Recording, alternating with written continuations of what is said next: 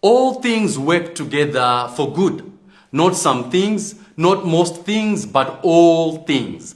Listen, not everything in your life is good. Your heartbreak is not good. Your loss, that's not good. Your mistakes, definitely not good. But here's the fire. God can turn everything in your life for good. Your pain becomes your platform. Your failure becomes your fuel. Your setback becomes your setup for comeback. Hold on. Don't quit. Don't fold. Don't cry yourself out of God's plan. He's still working behind the scenes, behind the pain, behind the tears, behind the delay. God is working. What looks like chaos is actually preparation.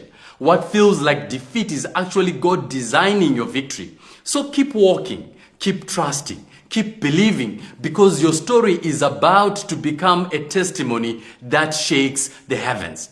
Remember, Jeremiah 29 verse number 11, for I know the plans I have for you, the plans to prosper you and not to harm you.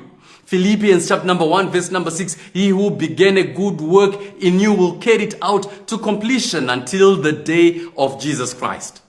All things, every trial, every tear, God is working it out for your good.